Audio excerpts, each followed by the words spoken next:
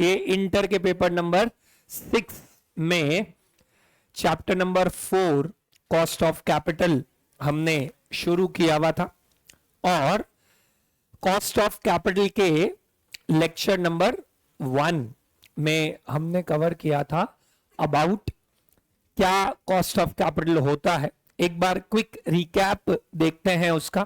क्या रिकैप देखना है अपने को कि क्या कॉस्ट ऑफ कैपिटल होता है। तो हमने एक सिंगल स्टेटमेंट में यह समझने की कोशिश की थी कि कॉस्ट ऑफ कैपिटल मतलब हमें मिनिमम कितना कमाना पड़ेगा और minimum required rate of return is our cost of capital. लेकिन वो कोई एक सोर्स से नहीं होता है, वो मल्टीपल सोर्सेज से होता है और मल्टीपल सोर्सेस से होने के कारण हमें वेटेड एवरेज भी करना पड़ता है। तो हमने ये एक स्ट्रीम ऑफ थॉट बनाया था कि हम पहले सारे प्रोवाइडर्स ऑफ कैपिटल का इंडिविजुअल कॉस्ट निकालना सीखेंगे और उसमें सबसे पहले लाइन में कौन खड़े होते हैं? डेट वाले। क्यों? बिकॉज डेट वाले जहां खड़े होते हैं लाइन वहीं से शुरू हो जाती है। बिकॉज चाहे इंटरेस्ट का पेमेंट करना हो या वाइंडिंग अप के दौरान रीपेमेंट करना हो, सबसे पहले डेट वालों को पैसा देना पड़ेगा अपने को। तो हमने ये देखा था कि जो भी सोर्स ऑफ फाइनेंस हो, जो भी सोर्स ऑफ कैपिटल हो, कौन कौन से सोर्सेज मेजरली होंगे लॉन्ग टर्म में? Equity, debt, preference, retained earnings which is equity only. तो इन चारों का इंडिविजुअल कॉस्ट निकालना आना चाहिए और नॉर्मली इन सबका एक कंबाइंड वैल्यू जो हम बोलते हैं उसको हम लोग क्या बोलते हैं? वैक। वैक means weighted average cost of capital और weighted average cost of capital एक वैल्यू डिनोट करता है। जैसे weighted average cost of capital 13% है तो वो क्या बताएगा कि हमें मिनिमम 13% तो अर्न करना ही पड़ेगा। तो जो भी प्रोजेक्ट में हम पैसा डाल रहे हैं वहां से हमें मिनिमम कितना? 13% तो कमाना ही पड़ेगा या कमाना ही चाहिए। और ये हमेशा प्री टैक्स होता है कि पोस्ट टैक्स? ये भी हमने देखा था कल के लेक्चर में, पोस्ट टैक्स होता है। लेकिन जनरली हम लोग डेट वालों को कैसे पेमेंट करते हैं? Pre tax. तो उसके प्री टैक्स को हमें किस में कन्वर्ट करना पड़ेगा? पोस्ट टैक्स में कन्वर्ट करना पड़ेगा in order to work things. और इसीलिए हमने कई जगह देखा था जब हमने कॉस्ट ऑफ डेट के फॉर्मुलेज यूज किए थे तब आई को सीधा आई नहीं लेके हमने क्या किया था? आई इंटू 1 माइनस टी किया था। और कॉस्ट क्या होता है? कॉस्ट बड़ा सिंपल है, कितना खर्चा लग रहा है या उनकी कितनी एक्सपेक्टेशन है अपॉन कितना पैसा यूज कर रहे। तो उसमें अलग अलग वेराइटीज देखी थी हमने। Like number 1 irredeemable debentures, like number 2 redeemable debentures, like number 3 zero coupon debentures या zero coupon bonds, like number 4 self amortising bonds और लाइक नंबर 5 कन्वर्टेबल। और इन सब में दो मेथड्स थे, एक लॉन्ग कट मेथड जिसका नाम है IRR मेथड और एक शॉर्टकट मेथड जिसका नाम है इंटरपोलेशन, पर शॉर्टकट मेथड भी बोलते हैं। शॉर्टकट मेथड थोड़ा सा अप्रोक्सीमेशन होता है, लॉन्ग कट मेथड जो है वो थोड़ा एक्यूरेट होता है। कभी भी ध्यान रखना है कि हम पोस्ट टैक्स कैश फ्लोज रखेंगे हमेशा। तो इंटरेस्ट को इंटरेस्ट नहीं लेके हम क्या लेंगे? आई इंटू 1 माइनस टी। और अलग अलग पार्ट देखे थे हमने, लाइक इररिडीमेबल में प्रिंसिपल रीपेमेंट होगा ही नहीं तो हमारा फॉर्मूला सीधा बन जाएगा केडी म्हणजे कॉस्ट ऑफ डेट, के म्हणजे कॉस्ट ऑफ इक्विटी, KR मतलब cost of retained earnings, KP मतलब कॉस्ट ऑफ प्रेफरेंस शेयर्स। तो KD आपका आ जाता है आई मतलब interest into 1 minus T upon NP मतलब नेट प्रोसीड्स। फिर हमने देखा था रिडीमेबल, तो रिडीमेबल में अगेन दो तरह के फॉर्मूलाज बन जाते हैं। एक KD is equals to I into 1 minus T plus RV minus NP divided by N. RV minus NP divided by N क्या सिग्निफाई करता है? बाद में ज्यादा देंगे, आज कम मिला है, तो जो एक्स्ट्रा देंगे वो भी एक तरह का कॉस्ट है, उसको इक्विवेलेंट नंबर ऑफ ईयर्स में डिवाइड कर दो, तो divided by N upon average base. और आईआरआर मेथड क्या होता है? कैश फ्लो का प्रोजेक्शन रख दो, लेफ्ट हैंड साइड पे क्या रखोगे, कितना मिल रहा है आज, राइट हैंड साइड पे क्या रखोगे, क्या कैश आउटफ्लोज जा रहे हैं, और फिर एक ऐसी रेट जो इन आउटफ्लोज को आज के इनफ्लो से मैच कर दे, वो आपकी post tax cost of debt हो गया। डायलॉग याद रखना, गधा गधा घोड़ा घोड़ा, गधे को घोड़े से मैच नहीं कर सकते, इसीलिए ऊपर आपने पोस्ट टैक्स कैश फ्लोज रखे, तो नीचे जो रेट आएगी वो पोस्ट टैक्स वाली है। ऊपर अगर प्री टैक्स कैश फ्लोज रखे हैं तो नीचे जो रेट आएगी वो प्री टैक्स वाली, पर प्री टैक्स वाली रेट चाहिए ही नहीं, क्योंकि cost of equity, cost of preference shares, cost of retained earnings by default government को टैक्स पेमेंट करने के बाद का ही होता है, इसलिए वो सब पोस्ट टैक्स है। तो के डी मतलब कॉस्ट ऑफ डेट को भी हम लोग क्या करेंगे, पोस्ट टैक्स ही ढूंढे तो बेटर रहेगा। ये जनरल फंडामेंटल्स है, आप फाइनेंस की दुनिया में नए नए आए हैं, और क्योंकि नए नए आए हैं तो थोड़े ये फंडामेंटल एस्पेक्ट्स, तो मेरा ऐसा मानना है कि कोई भी नया सब्जेक्ट पढ़ो वो डिफिकल्ट या दिक्कत वाला तब लगेगा जब हमें मोडस ऑपरेंडी नहीं पता हो कि चीजें कैसे वर्क करती है, कैरेक्टरिस्टिक्स क्या होते हैं, कोई इंस्ट्रूमेंट का कैरेक्टरिस्टिक्स, कोई कुछ इशू कर रहे हैं तो उसका कैसे वर्क करता है, how does it work in real life, वो वाला पार्ट।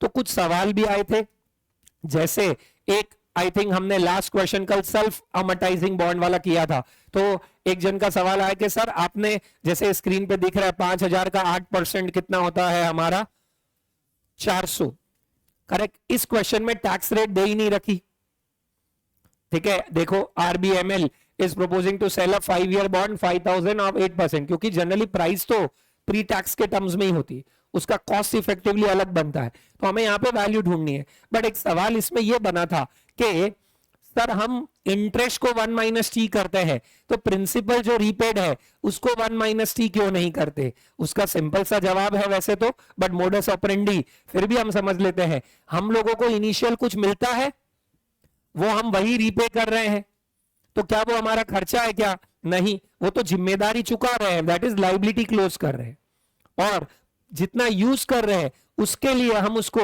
इंटरेस्ट चुका रहे हैं, तो वो हमारा कॉस्ट है। तो टैक्स किस पे लगता है? जो एक्सपेंस नेचर का हो या जो इनकम नेचर का हो, टैक्स एक्सपेंस पे बचेगा, इनकम पे लगेगा। तो प्रिंसिपल रीपेमेंट थोड़ी कोई हम अपनी जेब से अलग से दे रहे, जो हमने मिला वही तो लौटाया, इसलिए वो एक्सपेंस नेचर का ही नहीं है, तो उस पर टैक्स कैसे लग सकता है? ठीक है। अलग अलग कैरेक्टरिस्टिक्स देखी थी हमने, रिडीमेबल में आपको इंटरेस्ट और रिडेम्पशन वैल्यू दोनों पता होगा, ठीक है। इरिडीमेबल में रिडीम कब होगा वो पता ही नहीं होगा। कन्वर्टिबल में थोड़े टाइम बाद वो किस में कन्वर्ट हो जाएगा? इक्विटी में। तो रिडेम्पशन वैल्यू में नंबर ऑफ शेयर्स इनटू तब की मार्केट प्राइस, वो हमको ध्यान में रखना है। उसके बाद हमने देखा था जीरो कूपन, उसमें क्या नहीं होगा? बीच के इंटरेस्ट वाले कैश फ्लोस। एंड में क्या लोगे आप? Redemption value. स्टार्टिंग में क्या लोगे? Issue price. एक ऐसी रेट जो रिडेम्पशन वैल्यू को इश्यू प्राइस पे ले आए, वो हमारा कॉस्ट हो जाएगा। फिर कुछ सवाल आए कि सर आईआरआर की रेट आप ऐसे कैसे ले सकते हो? हिट एंड ट्रायल यही होता है, और रेट का अंदाजा मैंने आपको बताया था कि पुटअप करना है। जैसे फॉर एग्जाम्पल अगेन बता रहा हूं कि 100 रुपए का सपोज कोई डिबेंचर है, ठीक है, 8% उसकी इंटरेस्ट रेट है, 5 ईयर की मेच्योरिटी है, ठीक है, और रिडेम्पशन वैल्यू इसका 110 है, ठीक है। टैक्स रेट हमारा 30% है, 20% मान लेते हैं। टैक्स रेट कितना है? 20%। तो कैश फ्लो प्रोजेक्शन बोलो, 0th ईयर में कितना लिखोगे? 100 रुपए का डिबेंचर है, 8% इंटरेस्ट रेट है, 5 साल की लाइफ है, रिडेम्पशन वैल्यू 110 है, टैक्स रेट 20% है। तो आज 0th ईयर में कितना लिखोगे? क्योंकि आज तो 100 ही मिलेगा। अगर दिक्कत हो रही है ना, तो दिक्कत आपको कोई मेथड समझने में नहीं हो रही, RV, NP, MP, issue price, इसमें अटक रहे हम लोग। दैट मीन्स हमें इंस्ट्रूमेंट की कैरेक्टरिस्टिक ही नहीं पता। रिडेम्पशन वैल्यू कब होता है? आज होता है कि जब रिडीम करेंगे तब होगा, तो वो कब मिलेगा हमें? 5th ईयर पे। तो उसके अलावा तो एक ही प्राइस दिया हुआ है, वो क्या हो गया? अगर कुछ नहीं बोला हुआ है तो वैसे भी इंस्ट्रूमेंट किस पे इश्यू करते हैं? फेस वैल्यू पे। तो आज हमें कितना मिलेगा? 100। क्या इस 100 रुपए पे इंटरेस्ट देंगे हम लोग? हाँ। कितना है इंटरेस्ट? 8%। तो 100 का 8% कितना होगा? 8 रुपीज। बट 8 रुपीज तो प्री टैक्स है, तो पोस्ट टैक्स कितना हो जाएगा? 6.4। सेकेंड ईयर में भी 6.4, थर्ड ईयर में भी 6.4, फोर्थ ईयर में भी 6.4, फिफ्थ ईयर में भी 6.4 प्लस 110, क्योंकि रिडेम्पशन वैल्यू 110 दी हुई है। अब ये कैश फ्लो प्रोजेक्शन आ गया। आईआरआर मेथड क्या बोलता है? एक ऐसी रेट जो ये वैल्यूज को इक्वेट कर दे, वो रेट हो जाएगी हमारी। तो आपको शॉर्टकट मेथड से हार्डली 15 सेकंड लगेंगे एक टेंटेटिव रेट ढूंढने के लिए। वो रेट डाल के चेक कर लेने का, इतना लोड क्यों लेना है जीवन में? ठीक है, आपका शॉर्टकट मेथड क्या है बताइए? I इंटू 1 माइनस टी मतलब 6.4 आएगा, प्लस आरवी कितना है, माइनस एनपी कितना है, divided by number of years कितने हैं, अपॉन 100 प्लस 110 डिवाइडेड बाय 2। तो ये कितना बैठेगा अगर देखे तो 8.4 डिवाइडेड बाय 105 ऐसा बैठ जाएगा। क्यों ये हमने 2 रुपए एक्स्ट्रा लिया बताइए?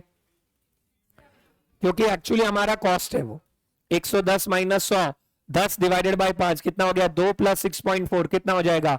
8.4 बाय 105 कितना बैठ रहा है? 8.4 डिवाइडेड बाय 105 8% बैठ रहा है।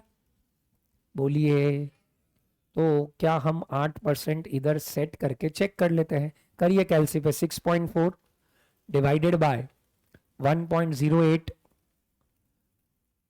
Is equals to m plus is equals to m plus 2 is equals to m plus 3 is equals to m plus 4 and last वाले में 116.4 डिवाइडेड बाय 1.08 5 बार इज इक्वल्स टू और m प्लस। और memory recall करो, देखो 100 आ रहा है क्या आपका?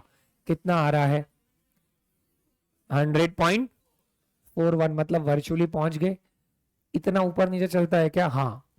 और एक्यूरेट ढूंढना है तो 100.41 आ रहा है, अभी थोड़ा कम करना पड़ेगा हमें। कम कब होगा प्रेजेंट वैल्यू? जब डिस्काउंट रेट बढ़ा देंगे।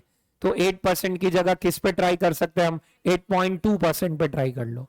करो 6.4 divided by 1.082 is equals to m plus 1 is equals to m plus 2 is equals to m plus 3 is equals to m plus 4 और 110 डिवाइडेड बाय 1.08 5 बार इज इक्वल्स टू लास्ट वाला m plus और memory recall 99.6 पे पहुंच गए। मतलब 8% पे कितना आ रहा है हमारा? लगभग 100.4 और 8.2% पे कितना आ रहा है? 99.6। तो दोनों के बीच में 100 हो गया ना, तो 8.1% हमारा एग्जैक्ट बैठेगा। ठीक है, ये हमारा IRR मेथड से वैल्यू आ गया। तो यहां पे क्या किया मैंने? अप्रोक्सीमेशन से पहले ढूंढ लिया। तो बाई चांस IRR आ भी जाए तो पहले कैलसी पे कच्चा कुच्चा क्या कर लेने का? शॉर्टकट से ढूंढ लेने का, फिर वैल्यू आ जाएगा, उसको थोड़ा बहुत प्लस माइनस करना है। अब इसमें अगर आप 10% 20% से शुरू करोगे तो मतलब ही नहीं है, क्योंकि समझिए कि 8% वो है, 8% में से 20% गया तो 6.4% बैठ रहा है, लेकिन हमारा थोड़ा प्रीमियम भी है तो उसका खर्चा और बढ़ेगा। तो वैसे भी आपको टेंटेटिवली 8-8.5% से ही लेना चाहिए। ये नंबर्स को थोड़ा अपनत्व लाना पड़ेगा तो बैठेगा। कि कॉमन सेंस, डिनोमिनेटर की वैल्यू कम करेंगे तो क्या होगा? हमारा वैल्यू बढ़ेगा। भूल भी गए तो फिर से बता रहा हूं, कोई दिक्कत नहीं है उसमें भी। ठीक है, डिनोमिनेटर मतलब रेट कम करेंगे तो जो लेफ्ट हैंड साइड वाली वैल्यू है वो बढ़ेगी, और रेट बढ़ाएंगे तो जो हमारी प्रेजेंट वैल्यू है वो कम आएगी। जैसे अगर आप 9% ले लोगे तो काफी कम आ जाएगा, और 60% लोगे तो 100 से ऊपर आ जाएगा। तो रिडीमेबल वैल्यू के कुछ रिडीमेबल डिबेंचर्स के कुछ डाउट्स बने थे। एक IRR तो कैसे करना है, वैल्यू या रेट मैंने बता दिया वैसा। फिर ये मैंने ऐसे कल भी कर दिया, सर कुछ नहीं दिया हो तो फिर कौन सा मेथड यूज करने का? दोनों कर सकते हो, पर दोनों सिखाई इसलिए कि अगर आपको स्पेसिफिकली बोल दे तो आपको ध्यान में रखना होगा। That's it. सो ये हमारा जनरल बेस है। ठीक है, हमने देखा था वापस रिडीमेबल डिबेंचर्स, फिर इरिडीमेबल डिबेंचर्स, फिर जीरो कूपन, जीरो कूपन में क्या होगा, ये बीच के इंटरमीडिएट कूपन्स होंगे ही नहीं। डायरेक्ट कौन सी वैल्यू आएगी, रिडेम्पशन वैल्यू 20 साल बाद, ठीक है, और इधर पीवी कर देंगे। फिर चौथा हमने देखा था सेल्फ अमोर्टाइज, उसमें इंटरेस्ट हर साल सेम रहेगा कि चेंज होता रहेगा? क्यों चेंज होता रहेगा उसमें बोलो? क्योंकि आपका प्रिंसिपल का वैल्यू क्या हो रहा है, कम हो रहा है, रिड्यूस हो रहा है, इसलिए। सो वो हम लोगों को ध्यान में रखना है। ये हमारा पार्ट कवर होता है फर्स्ट सेगमेंट, जो कि मैंने किसके लिए बताया, आपका के डी। किसके लिए? के डी। के डी मतलब कॉस्ट ऑफ डेट। अब ऐसे ही क्या आएगा, के पी, और ऐसे ही क्या आएगा, के ई, ऐसे ही क्या आएगा, के आर। पर सबके अलग अलग कैरेक्टरिस्टिक्स है। के पी और के डी में मोटा मोटी एक चीज कॉमन है, डेट वालों पे अपने को क्या देने का है, इंटरेस्ट। प्रेफरेंस वालों को अपने को क्या देना है, डिविडेंड। डिविडेंड। लेकिन डेट वालों को जो इंटरेस्ट देते हैं वो कब देते हैं बोलिए, टैक्स के पहले।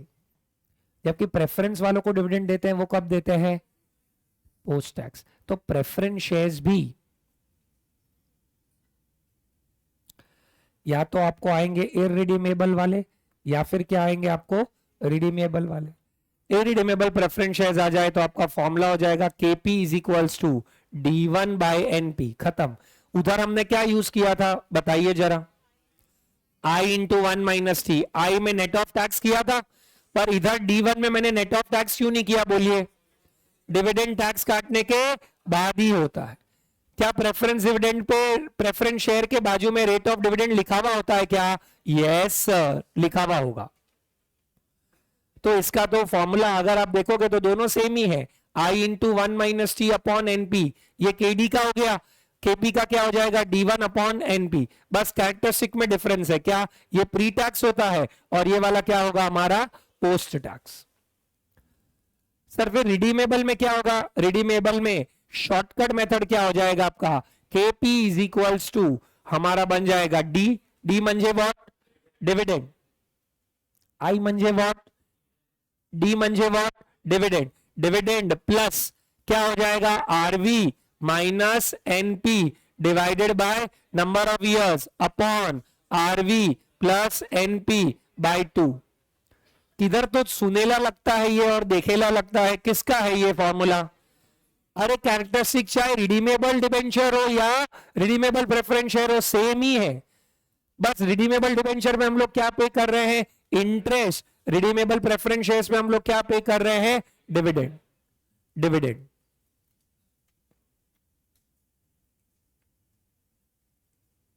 प्रेफरेंस शेयर्स वो होते हैं जो कंपनी इशू करती है, उस पे कंपल्सरीली प्रेफरेंस डिविडेंड पे करना होता है। तो ऐसा बोल दे कि कोई प्रेफरेंस शेयर इशू किया और उस पे 10% डिविडेंड पे करना है और 5 साल बाद रिडीम होगा, तो क्या कैरेक्टरिस्टिक होगी, आज कितना मिलेगा कंपनी को, 100। 100 का 10% कितना होगा, 10 10 10 10 10, बस 5 बार 10 पे करने का, और 5th ईयर पे हम क्या पे कर देंगे, प्रिंसिपल। यहां पे लोन नहीं है इसलिए प्रिंसिपल नहीं बोल के फेस वैल्यू बोल देंगे, but that's the characteristic. So if you understand the characteristic, this is absolutely very simple, and that characteristics goes back again to our previous standard, जहां पे हम लोगों को कौन सा इंस्ट्रूमेंट कब कैसे इश्यू कर रहे हैं वो पता चलेगा। तो प्रेफरेंस शेयर्स में आपका इंटरेस्ट की जगह क्या टर्म आ गया एक नया, बताइए, डिविडेंड। D1 मतलब नेक्स्ट ईयर डिविडेंड, ठीक है, it is one and the same thing. अच्छा, अगर रिडीमेबल को अपने IRR मेथड से करेंगे, IRR से, तो क्या करेंगे, आज यहां पे मार्केट प्राइस लिख देंगे प्रेफरेंस शेयर का, बोलिए किससे इक्वेट करेंगे उसको, बोलो, डिविडेंड इन ईयर 1, फिर इन ईयर 2, फिर 3, फिर ऐसे चलता रहेगा कब तक, nth ईयर तक चलता रहेगा। nth ईयर में क्या लिखेंगे, D plus what, face value upon 1 plus KP raise to n आ जाएगा, इधर 1 plus KP raise to, suppose ये 4 है तो 4 आ जाएगा, ऐसे बीच में डॉट डॉट डॉट कर दूंगा, तो क्या फॉर्मूला कंस्ट्रक्ट हो गया क्या हमारा, बोलिए, ये केपी रेस टू 1 हो गया, ये 1 प्लस केपी रेस टू 2 हो गया, ये 1 प्लस केपी रेस टू 3 हो गया। That's how the whole scene goes. हाँ के ना बोलो। अगर बोले कि प्रेफरेंस प्रीमियम पे रिडीम होंगे तो इधर फेस वैल्यू की जगह आरवी लिख देंगे हम लोग। अगर बोलेंगे डिस्काउंट पे रिडीम होंगे, नहीं हो सकते, ये ध्यान रखना। सो ये आपका जनरल पैटर्न है अबाउट प्रेफरेंस शेयर होल्डर्स, कुछ अलग और नया नहीं है। अगर आपने उनका लॉजिक समझ लिया है, किनका लॉजिक की बात कर रहा हूं मैं, डिबेंचर, तो preference share is absolutely same, copy paste ditto. The only difference is what, बताइए। डिबेंचर्स पे हम लोग क्या पे करते हैं, डेट पे हम लोग क्या पे करते हैं, प्रेफरेंस में हम लोग क्या पे करेंगे, डिविडेंड। इतना क्लियर है क्या गाइस, सबको बताओ।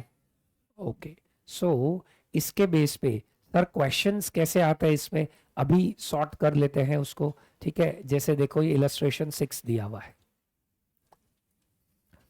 इलस्ट्रेशन 6 दिया हुआ है।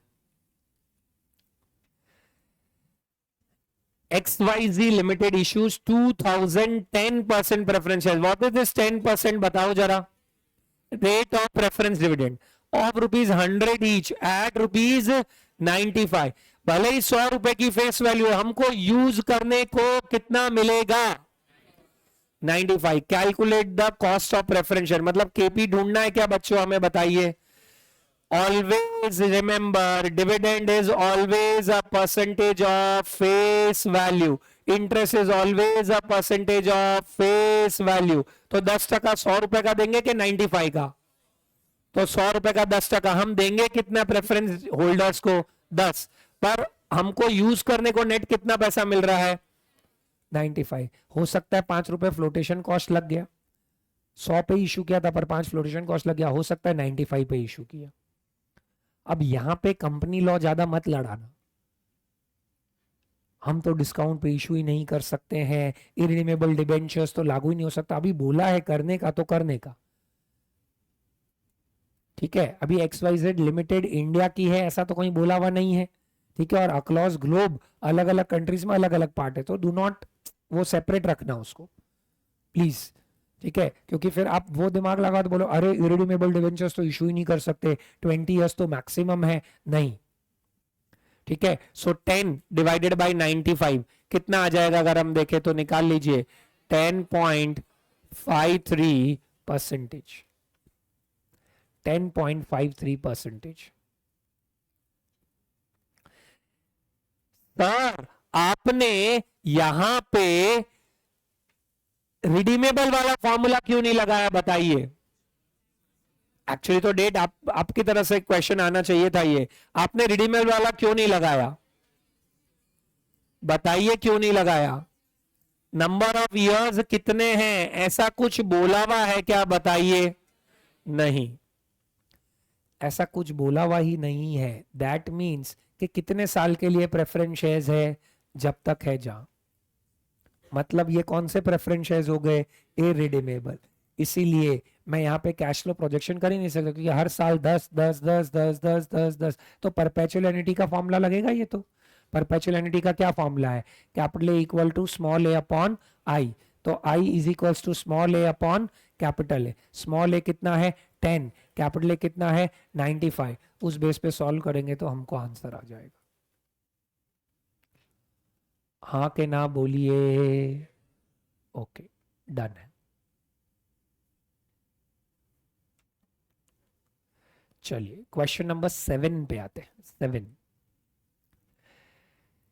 if R Energy Limited is issuing preferred stock at ₹100 per share, how much, 100 per share, with a stated dividend of ₹12, मतलब हर साल हमें कितना डिविडेंड देना पड़ेगा, 12, and a flotation cost of 3%, then calculate the cost of preference share। Again मुझे बताओ बच्चों, क्या यहाँ पे नंबर ऑफ इयर्स कितने हैं ऐसा बोल रखा है क्या, अगर नहीं बोल रखा है तो ये रिडीमेबल प्रेफरेंस शेयर्स है कि इरिडीमेबल, और इरिडीमेबल में नॉर्मल फॉर्मूला लगेगा कि परपेचुअल एन्युटी वाला, परपेचुअल एन्युटी वाला।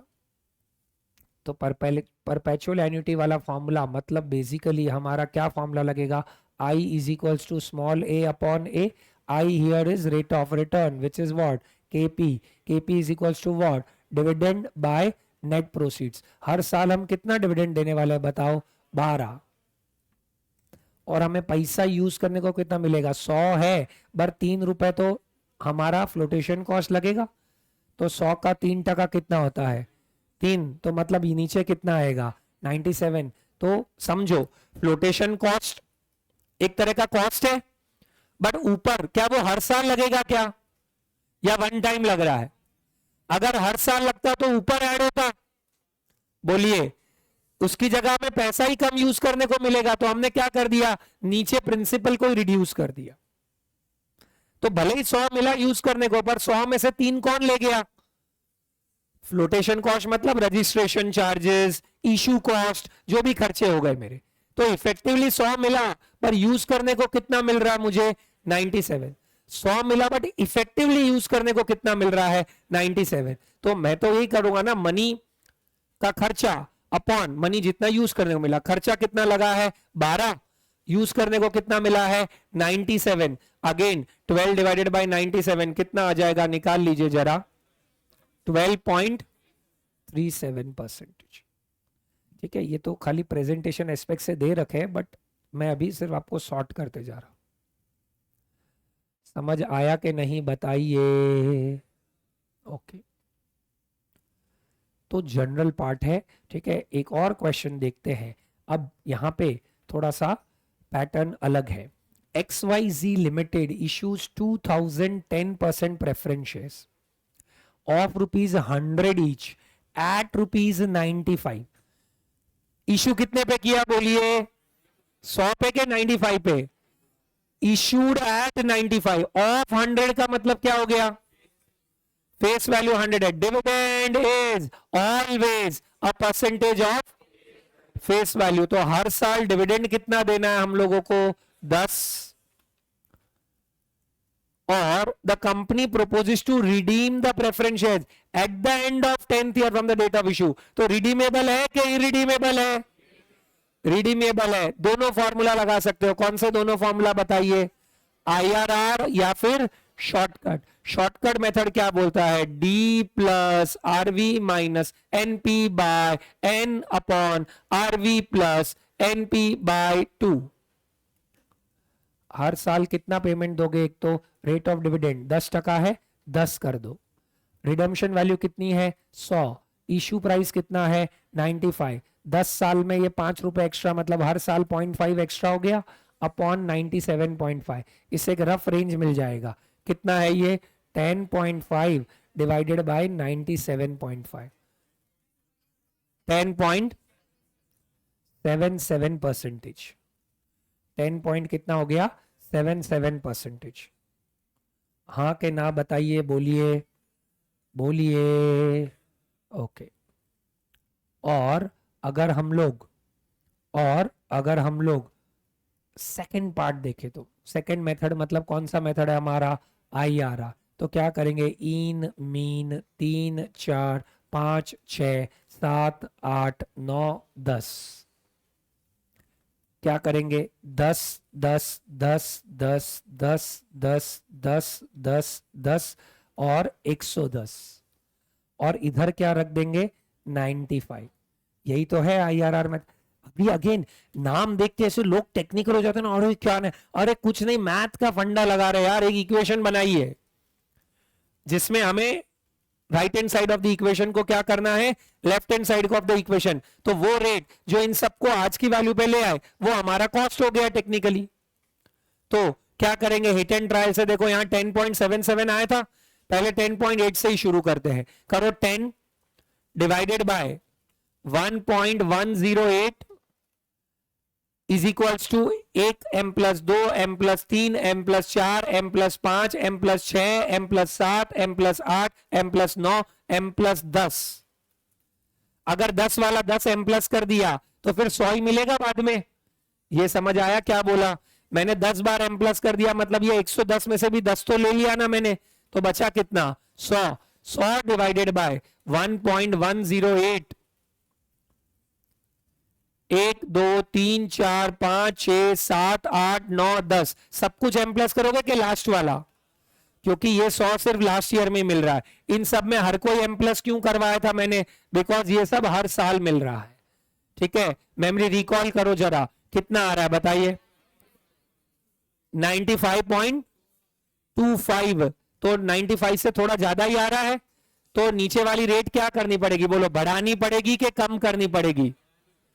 आधे जन बोल रहे बढ़ानी पड़ेगी, कुछ जन बोल रहे कम करनी पड़ेगी, बाकी जन ना इधर के ना उधर के। बढ़ानी पड़ेगी कि कम करनी पड़ेगी? हमारी वैल्यू आ रही है 95.28, जबकि एक्चुअल वैल्यू कितनी है? तो वैल्यू कम कब होगी?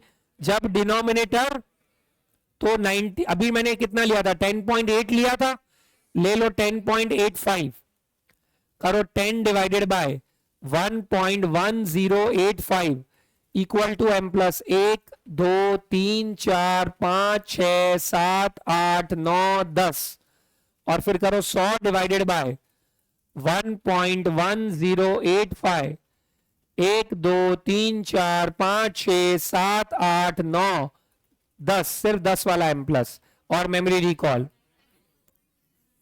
मतलब 95 ही आ गया एग्जैक्ट। तो what is our KP as per IRR method? बताइए क्या है KP as per IRR method? 10.85%। 10.85%। समझ में आया कि नहीं आया बोलिए? सर ये तो डिबेंचर जैसा ही है। हाँ, दोनों की कैरेक्टरिस्टिक सेम है क्या? हाँ। दोनों पे फिक्स रिटर्न देना है क्या? हाँ। बस एक ही बड़ा डिफरेंस है। क्या बड़ा डिफरेंस है? वहां पे इंटरेस्ट को हम लोग क्या करते थे? Post tax. इधर डिविडेंड को हम क्या कर रहे हैं? एज इट इज रहने दे रहे, एज इट इज रहने दे रहे। हम क्या देख रहे हैं कि हम कुछ पैसा ले रहे हैं तो क्या रिटर्न पड़ेगा हम लोगों को। तो नॉर्मली तो रिटर्न रेट 10, अगर देखो 100 पे इशू करता और 10-10% देता है हर साल और लास्ट में 100 देता तो 10% ही आता मेरा। ठीक है, सपोज यही प्रेफरेंस शेयर मैंने 100 पे इशू किया, अभी कितने पे इशू किया था बोलो? 95। डेटा सेट होना चाहिए दिमाग में तुरंत। अभी सपोज मैं 100 पे इशू करता और 10% प्रेफरेंस डिविडेंड था और 10 इयर्स थे। कितने इयर्स थे? तो हर साल कितना पे करता बोलो?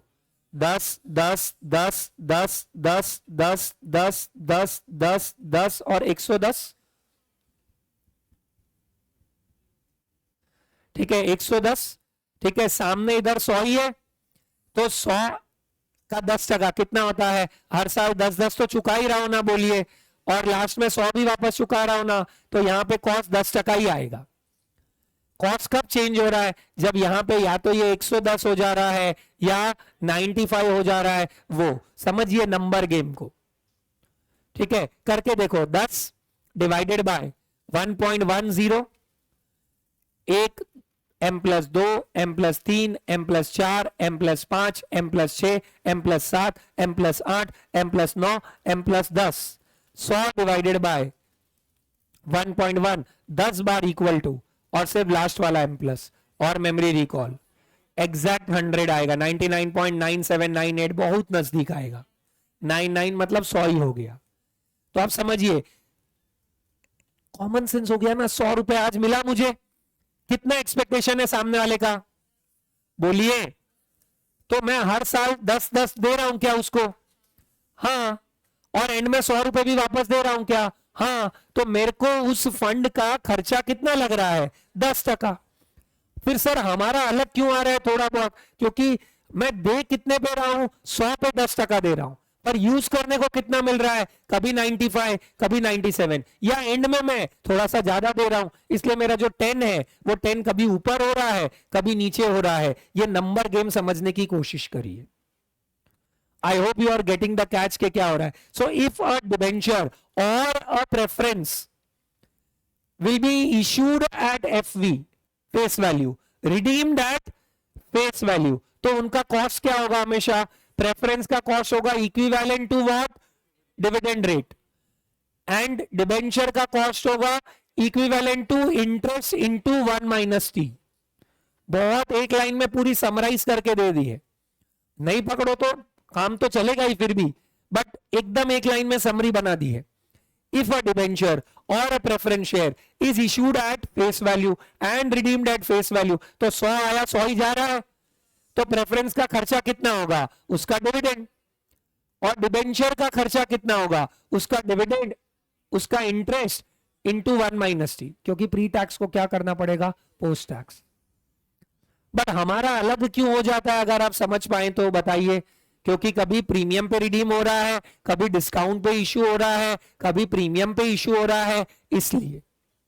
तो उन कैरेक्टरिस्टिक को जब मैं एक टेबल पे पुटअप कर देता हूं तो हमारा वैल्यू आ जाएगा बस।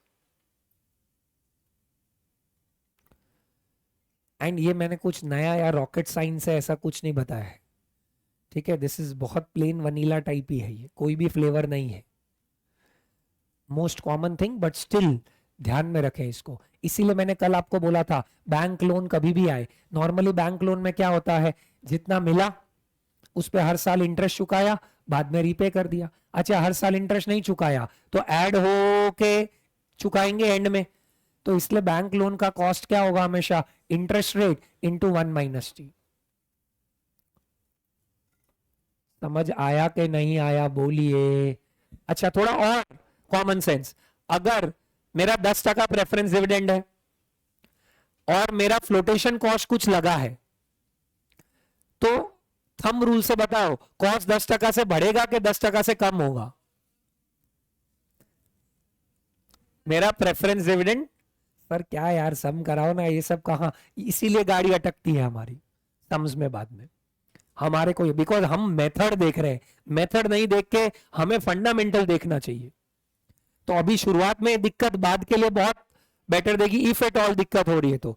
मैंने प्रेफरेंस डिविडेंड 10% पे इशू किया, 10% के हिसाब से, और मेरा 5 रुपए फ्लोटेशन कॉस्ट लगा 100 रुपए पे, तो थंब रूल से बताइए, ठीक है, कैलसी लेके नहीं है, दिमाग में कॉज एंड इफेक्ट तुरंत बनना चाहिए कि मेरा कॉस्ट 10% से ज्यादा आना चाहिए कि कम आना चाहिए। स्टार्टिंग में सब कम बोले थे, फिर मेरा रिएक्शन देख के अब सबने ज्यादा कर दिया। कम ही आना चाहिए, अभी भी कुछ लोग बोल रहे हैं ज्यादा आना चाहिए। ज्यादा is of course the correct answer. क्यों ज्यादा आएगा बताइए, मुझे देना तो 10 ही है, लेकिन सामने यूज करने को 100 की जगह 95 मिलेगा, यस और नो। तो 95 मिलेगा मतलब मैं 95 पे 10 दे रहा हूं ना, ठीक है, तो मैं ज्यादा दे रहा हूं टेक्निकली, बिकॉज मेरा कुछ खर्चा लग गया, यूज करने को मिला ही नहीं मुझे, इट इज दैट। सो वो बेसिस हम लोगों को ध्यान में रखना चाहिए। जैसे कई बार हम नहीं बात करते हैं कि फ्लाइट की टिकट में हमने फ्लाइट का प्राइस तो देख लिया, बट वो इफेक्टिव प्राइस तो अलग हो जाती है, क्यों, थोड़े ट्रांजैक्शन कॉस्ट लग जाते हैं। यहाँ पे ट्रांजैक्शन कॉस्ट हर साल नहीं लग के एक बार लग रहे, तो वो नीचे बेस मेरा छोटा हो जा रहा है, तो मेरा कॉस्ट बढ़ जाएगा। अच्छा वो छोड़ो, सपोज फ्लोटेशन कॉस्ट नहीं है और प्रेफरेंस डिविडेंड मैंने प्रीमियम, प्रेफरेंस शेयर मैंने प्रीमियम पे इशू किया है, मतलब 100 की जगह मेरे को 105 मिला है और 10% प्रेफरेंस डिविडेंड है, तो बताइए कि मेरा जो कॉस्ट ऑफ प्रेफरेंस शेयर है वो 10% से ज्यादा आएगा कि कम आएगा। वेरी गुड, कम आएगा। बस ये सोच डेवलप करना चाह रहा हूं। क्यों कम आएगा, क्योंकि अब मैं 10% तो 100 पे चुका रहा हूं, पर मुझे यूज करने को 105 मिल रहा है, तो इफेक्टिव कॉस्ट कम हो जाएगा मेरा। I hope you are getting the catch. तो मेरा चेंज इसीलिए हो रहा है, तो वो चेंज ऐसे, अभी देखो जब सिर्फ इरिडीमेबल होगा ना तो तुरंत दिखेगा कैसा आना चाहिए, पर रिडीमेबल में आपको कैश फ्लो प्रोजेक्शन देखना पड़ेगा और फिर आपको वैल्यू लाना पड़ेगा, ये हमें ध्यान में रखना है। So that's the basis of preference shares, which is directly very simple. दो तरह के हैं, कौन कौन से, पहला रिडीमेबल, दूसरा इरिडीमेबल। इरिडीमेबल और रिडीमेबल प्रेफरेंस शेयर्स में अगेन दो मेथड है, कौन कौन से, आईआरआर और शॉर्टकट। डिफरेंस क्या है सब में, कॉमन सेंस का डिफरेंस है। क्या आपका डिबेंचर्स में आई इंटू 1 - T होता था, प्रेफरेंस में सीधा डिविडेंड ही होता है, क्योंकि इंटरेस्ट जो है वो हमारा प्री टैक्स रेट का होता था, जबकि डिविडेंड जो है वो हमारा पोस्ट टैक्स रेट का है, पोस्ट टैक्स रेट। इसलिए कौन कौन से खत्म हो गए? मैंने क्या बोला था, एक सोर्स कौन सा होता है हमारा? डिबेंचर्स, खत्म। उसमें डेट, रिडीमेबल, इरिडीमेबल, ठीक है, कन्वर्टेबल, ठीक है, सेल्फ अमोर्टाइजिंग, जीरो कूपन, सब आ गया। दूसरा कौन सा होता है? प्रेफरेंस। सब प्रेफरेंस में जीरो कूपन प्रेफरेंस नहीं होता है क्या? नहीं होता है, उनको डिविडेंड देना ही होगा। रिडीमेबल, इरिडीमेबल, ब्रॉडर कैटेगरीज दो ही होती है। अब तीसरा सबसे बड़ा, सबसे महत्वपूर्ण कौन सा आ गया? बोलिए, इक्विटी। तो अब हम थोड़ा सा डिस्कशन लेंगे किस पे? के ई। के ई मतलब क्या होता है हमारा? Cost of equity. अब कॉस्ट ऑफ इक्विटी क्या बताता है, थोड़ा समझते हैं। बहुत सारे मेथड्स है कॉस्ट ऑफ इक्विटी में, ठीक है। एक आपका डिविडेंड प्राइस अप्रोच, एक आपका अर्निंग्स प्राइस अप्रोच, एक आपका ग्रोथ मॉडल जिसको बोलते हैं गॉर्डन्स अप्रोच, एक आपका आता है रियलाइज्ड यील्ड अप्रोच, ठीक है, और एक आपका आता है CAPM। सर कैसे पता चलेगा किससे करना है आपको? वेरिएबल्स अलग अलग होंगे, मैं दूंगा आपको समय लिखने को, पहले समझिए। इक्विटी वालों को हम क्या देते हैं बताइए? डिविडेंड। क्या इक्विटी वाले ओनर्स होते हैं क्या? हाँ। कुछ कंपनीज ऐसी होती है जो फिक्स डिविडेंड देती है, कांस्टेंट रेट से ही, ठीक है, उनका डिविडेंड होता है, हर साल इतना डिविडेंड देना ही है। ये ट्रेडिशनली ज्यादा होता, प्रैक्टिकली आज की डेट में ऐसा कम होता है, बट मेथड है तो थियोरेटिकली बता रहा हूं। क्या हो गया? 5 रुपए हर साल डिविडेंड देना ही है, कांस्टेंट ग्रोथ से नहीं, कांस्टेंट डिविडेंड दे रही। अच्छा मुझे बताओ, इक्विटी की लाइफ क्या होती है? 2 साल, 5 साल, 8 साल, 10 साल? इक्विटी की लाइफ कितनी होती है? होती नहीं है सर। तो इक्विटी रिडीमेबल होंगे कि इरिडीमेबल? तो रिडीमेबल वाला तो लगेगा ही नहीं ना इसमें। इरिडीमेबल का फॉर्मूला बोलो, गिवन अ चॉइस, क्या होता है बताइए? Capital A is equals to small A upon I. इसको रीराइट कर दूंगा तो क्या हो जाएगा? I is equals to small A upon capital A. Small A मतलब रिटर्न, जिसको हम डिविडेंड बोलेंगे, बोलिए। कैपिटल ए मतलब वैल्यू, जिसको हम प्राइस बोलेंगे, बोलिए। And I is what? K. ये आपका पहला फॉर्मूला बन गया। K is equals to dividend upon price. अगर क्वेश्चन में थियोरेटिकली आए तो करने का, practically these type of companies are less जो सेम ही डिविडेंड हर साल दे रही है। तो फिर सर दूसरी कौन सी कंपनीज होती है? जो ऐसी होती है जो एक कुछ रेट से ग्रो कर रही होती है हर साल, ठीक है। तो ऐसा आएगा, dividend will grow at a constant rate of 8%। आपने अगर फाउंडेशन की बात करूं तो परपेचुअल एन्युटी दो तरह के समझे थे, एक परपेचुअल एन्युटी और एक परपेचुअल एन्युटी विथ ग्रोथ। अगर आपको याद हो तो समझाया था, उसमें हमारा रेट ऑफ रिटर्न क्या हो जाता है? I is equals to A upon A plus G, क्योंकि हर साल इतने से ग्रो करना है हम लोगों को। बोलिए, आ गया। तो यहां पे के ई क्या हो जाएगा हमारा? डी बाय P0 प्लस जी। इसी को ही रीराइट हम कर सकते हैं। तो ये क्या हो जाएगा? अगर प्राइस का फॉर्मूला निकालना है तो P0 is equals to D upon K E minus ji. Sir ये फटफट आप क्या कर देते हो यार ऐसे, ये जी इधर आ जाएगा तो के ई माइनस जी हो गया, P0 उधर लिख गया, के माइनस 0। तो ये फॉर्मूला भी कई बार आपको देखने को मिलेगा, कई बार ये फॉर्मूला भी देखने को मिलेगा। बट ये फर्स्ट वाला कौन सी कंपनीज के लिए है बताइए? सेम ही डिविडेंड हर साल, प्रैक्टिकली नहीं है बट थियोरिटिकली आएगा। कैसे देंगे? The market price of the company is 50 rupees and it is expected that the company will pay a dividend of 6 rupees every year. बस सिंपल लैंग्वेज, मतलब आज मैं अगर शेयर इश्यू करूंगा तो एक शेयर पे कितना पैसा मिलेगा मुझे बोलो? बोलो। मार्केट प्राइस 50 है तो 50 मिलेगा, and the company is going to pay dividend of 6। मतलब अगर लॉजिकली सोचो तो क्या हो रहा है? कंपनी को 50 रुपए यूज करने को मिला और उस पर खर्चा कितना लगा? 6 रुपए खर्चा लगा, तो 6 अपॉन 50 कितना टका हो गया? 12%। मतलब for every 100 rupees raise 12% post tax मेरा खर्चा लगेगा, इसका यह मतलब हो गया। And this method assumes that what? हर साल मैं क्या करूंगा? 6 6 6 6 6 6 देता ही रहूंगा। बट प्रैक्टिकली ऐसा नहीं होता है। Depending on many other factors ऐसा होगा। तो कुछ स्टेबल कंपनीज हो जाती है तो और कुछ नहीं तो वो कम से कम इन्फ्लेशन से तो ग्रो होगी ऐसा मानेंगे अपने, इसीलिए ये गॉर्डन्स ग्रोथ वो बताता है। फिर क्या आ गया ये K is equals to D by P zero plus G, मतलब ये तो हमारा कॉस्ट है ही है, प्लस हर साल कुछ रेट से ग्रो होगा तो जी भी ऐड कर देंगे तो उतना खर्चा हो जाएगा। जैसे 4% से ग्रो करेंगे तो क्या हो जाएगा फिर हमारा 6/50 कितना आ गया 12% प्लस 4% कितना आ जाएगा 16%। और कुछ ऐसी कंपनीज है जो तो डिविडेंड देती ही नहीं है, या फिर ऐसा भी तो देख सकते हैं कि शेयर होल्डर्स का तो सिर्फ डिविडेंड पे अधिकार नहीं है, किस पे अधिकार है ईपीएस पे। तो वो पर्सपेक्टिव देखेंगे तो हमारा फिर के क्या बन जाएगा, K is equals to E1/P0। इधर मैं डिविडेंड रख रहा था, इधर मैं क्या रख रहा हूं अर्निंग्स। तो सर हमको एग्जाम में कौन सा लेने का आपको हिंट दिया हुआ होगा। अब वैसे एक नॉर्मल शेयर होल्डर जो है उसको वो डिटरमाइन नहीं कर सकता कि डिविडेंड देंगे कि नहीं देंगे, वो तो क्या होता है एजीएम में सर्वसम्मति से पास किया होता है जिसमें बोर्ड प्रपोज करता है, प्रोमोटर्स का से होता है, वोटिंग राइट्स मिलती है, but that is how it is being passed. तो कोई कोई क्वेश्चन में बोलेंगे अरे 100 रुपए की मार्केट प्राइस है आज तो 100 रुपए रेस करेंगे और ईपीएस सपोज 14 रुपए है, मतलब 100 पे 14 कमा रहे हैं हम लोग, तो हमारा कॉस्ट कितना हो जाएगा 14%। और इसमें भी कई बार वो विथ ग्रोथ दे देंगे तो के इज इक्वल्स टू क्या आ जाएगा फिर E1/P0 प्लस जी। समझो E1 मतलब ईपीएस मतलब earning per share, normally earning में से हम कुछ डिविडेंड देते हैं।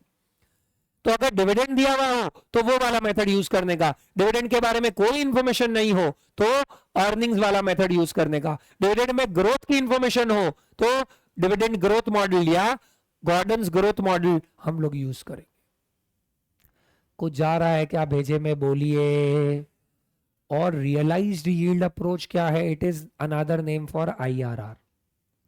आपको बहुत सारे सालों के अलग अलग डिविडेंड दे देंगे, प्रैक्टिकली तो ऐसा ही होता है ना, कभी 5 कभी 6 कभी 8 कभी 3 कभी 7 कभी 10, तो आपको देंगे कि कंपनी के आने वाले डिविडेंड ये होने वाले हैं और छठे साल पे मार्केट प्राइस ये होने वाला है, मतलब रिडेम्पशन वैल्यू हो गया। वैसे रिडेम्पशन वैल्यू नहीं है बट मार्केट प्राइस है कि उतना हो जाएगा और आज का कुछ प्राइस होगा, तो एक ऐसी रेट जो इन कैश फ्लोस को इक्वेट कर दे वो कौन सी यील्ड हो गई, रियलाइज यील्ड, मतलब नथिंग बट आईआरआर। पर बुक में आप फॉर्मूला देखोगे तो इन्होंने फॉर्मूला क्या दे रखा है, K is equals to P1 minus P0 plus D upon P0, ये भी वही है। P0 मतलब क्या होता है, कभी भी ध्यान रखना करंट प्राइस। P1 मतलब क्या होता है, एक साल बाद का प्राइस। 1 मतलब एक साल बाद, 0 मतलब नाउ, 2 मतलब 2 साल बाद, 3 मतलब 3 साल बाद, -1 मतलब एक साल पहले। तो कैश फ्लोस के साथ कभी भी -1, 0, 1, 2 बताए मतलब उसकी टाइमिंग की बात हो रही है। पता होगा आपको बट स्टिल बता रहा हूं, उसकी किसकी बात हो रही है, टाइमिंग की बात हो रही है। तो टाइमिंग के टर्म्स में हम पुटअप कर रहे हैं। फिर से बता रहा हूं, थोड़ा पर्सपेक्टिव ब्रॉडन करे और कॉस्ट ऑफ इक्विटी के बारे में समझे अगर हम लोग, तो इक्विटी मतलब ओनर्स में इक्विटी शेयर्स की कोई एक्सपायरी डेट होती है क्या, नहीं। कोई बोलेगा सर हम तो चाहे तो बेच सकते हैं ना, वो अलग बात हो गया, ये हम किसका कॉस्ट निकाल रहे हैं, कंपनी का। अगर इसने आज शेयर खरीदा आईपीओ में, ये 2 महीने बाद दूसरे को बेच दे, कंपनी को कोई फर्क पड़ रहा है क्या, नहीं, कंपनी को तो पैसा मिल गया है, फिर तो इन दोनों के आपस का ट्रांजैक्शन है। तो इक्विटी की लाइफ क्या होगी बताइए वापस, अनलिमिटेड। इसलिए इक्विटी का कौन सा नेचर हो गया, इररिडीमेबल। तो इसलिए हम कौन सा फॉर्मूला लगाएंगे, परपेचुअल एन्युइटी। उसमें 2 तरह के हो गए, perpetual annuity with no growth and perpetual annuity with growth. Perpetual annuity of no growth का मतलब क्या हो गया हमारा, के मतलब cost of equity is equals to what, आज जितना रेज करेंगे P0, उस पर जितना डिविडेंड देंगे D1। 50 रुपए रेस किया, 6 रुपए दे रहे हैं तो 6/50 12% का खर्चा हो गया। 40 रुपए रेस किया, 8 रुपए डिविडेंड दे रहे हैं, 8/40 20% का खर्चा हो गया। और ये हर साल कुछ रेट से ग्रो होने वाला है, दिया हुआ होगा क्वेश्चन में। तो फिर हम लोग ये वाला फॉर्मूला यूज कर लेंगे। क्या फॉर्मूला है? K is equals to what? D by P0 plus G, क्योंकि इतना तो लगेगा ही, प्लस हर साल और हम कुछ रेट से ग्रो करेंगे। और कभी कभी आपको डिविडेंड की इंफॉर्मेशन ही नहीं होगी, तो फिर क्या करेंगे? पूरे अर्निंग्स को पिक्चर में लेंगे। तो उस केस में आ जाएगा K equal to E1 by P0। E1 here means next years earnings. ये नेक्स्ट ईयर्स की अर्निंग कांस्टेंट है हर साल में, ऐसा मानेंगे। और अर्निंग्स अगर ग्रो होने वाले कोई रेट से, तो E1 by P0 plus G, ये अलग है, G अलग है। जैसे 40 रुपए का मार्केट प्राइस है और सपोज 5 रुपए का ईपीएस है, तो 5/40 कितना हो जाएगा? 12.5%। और 2.5% से कंपनी हर साल ग्रो करेगी तो 15% के ही हो जाएगा। और रियलाइज यील्ड मतलब another name for watch method IRR। IRR मतलब इंटरनल रेट ऑफ रिटर्न। तो ये क्या होगा? सपोज आपको 5-6 साल की डिटेल दे दी, D1, D2, D3, D4, D5, D6 plus MPS 6। अब आज की MPS 0 होगी, बोलिए। अब एक ऐसी रेट जो क्या करेंगे, इन सबको पीवी पे ले आए, वो हमारा क्या होगा? Cost of equity. इसमें हम लोग टैक्स का एडजस्टमेंट करेंगे कि नहीं करेंगे? बोलिए। नहीं करेंगे। क्यों नहीं करेंगे? जवाब दो। क्योंकि डिविडेंड ऑलरेडी पोस्ट टैक्स ही होता है, टैक्स कटने के बाद ही देते हैं अपने। सर ये डिविडेंड वगैरह क्वेश्चन में दे रखा होगा क्या? सब कुछ दिया हुआ होगा, लोडिच नहीं लेने का है, दिया हुआ ही होगा सब कुछ, टेंशन ही नहीं है उसका। तो रियलाइज यील्ड इज दिस। अब कोई एक ही साल का देखे तो क्या होगा समझो, ठीक है? मैं लिखता हूं इधर, आज P0 लिख दूं मैं इधर, ठीक है? कोई एक साल के लिए ही होल्ड कर रहा है, तो एक तो अगले साल डिविडेंड मिलेगा मुझे, फटाफट बताइए। प्लस मुझे क्या मिल जाएगा? P1 मतलब प्राइस मिल जाएगी, upon 1 plus K will be equal to this. यही तो हुआ ना। अगर एक ही साल का IRR ढूंढना है तो क्या करेंगे? यहां पे तो 6 साल है, लेकिन अगर एक ही साल है तो फर्स्ट ईयर का डिविडेंड और फर्स्ट ईयर के एंड की प्राइस अपॉन 1 प्लस K/1, यही यूज करूंगा क्या? बोलिए। अब इसको रीराइट करो तो क्या हो जाएगा? P0 plus P0 into K, ऐसा लिख सकता हूं मैं, बोलिए, is equal to what? D1 plus P1। हाँ के ना? बोलिए, बोलो।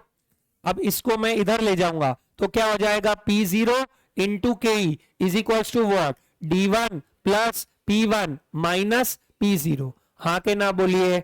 और इस P0 को नीचे ले आ जाऊंगा तो क्या हो जाएगा? K is equal to D1 plus P1 minus P0 upon P0। आपको रियलाइज यील्ड का ये फॉर्मूला दे रखा है, it is nothing but 1 IRR only. ये एक तरह का IRR ही है, IRR ही है। अब आप ऐसा समझो कि इतने नंबर्स है, इतने फॉर्मूलाज हम कैसे याद रखें, करने की जरूरत ही नहीं है।